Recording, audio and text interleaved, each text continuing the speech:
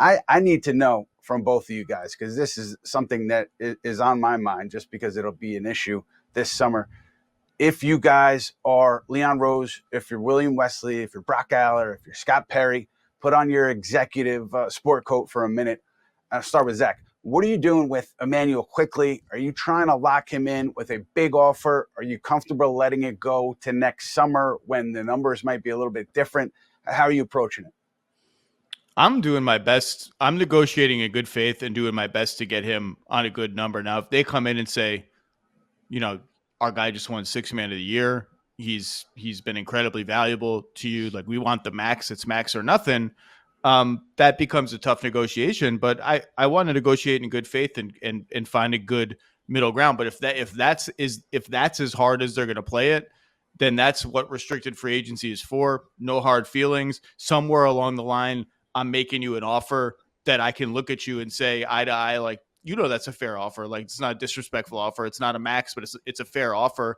It reflects that you're young and improving, and we can walk away in good faith and in good spirits and see what restricted free agency brings. But I'm not going to nickel and dime him. I'm not just going to roll over and sign the first thing they're throwing at me. I mean, that's how negotiating works. But I am trying hard to find a number, because I don't know, I don't know how you guys feel. I know fans love Quickley. Like, I think he just feels like he's such a big part of their identity now, just their spirit and how they play, that the game is different the second he steps on the floor. It just feels different. It sounds different. And you can't take that for granted either. Like is he part of the core? I think he's got to be part of the core now. I know he's a quote unquote point guard and I already have a franchise point guard, but he's enough of a creative situational player. Like I think if he's not part of the core, he's pretty damn close. I mean, I guess he probably just is now.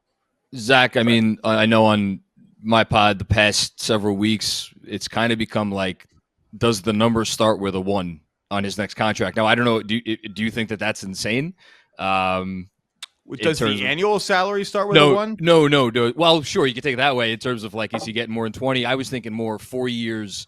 Does that number start with a 1? I think you're in the right area. I think you're in the right area for a fair offer. Like, I think you got to come with, if you're going to make an offer that they're going to turn down and have it be a fair offer that they don't feel like they're disrespected turning down, it's got to be right around the number you just said.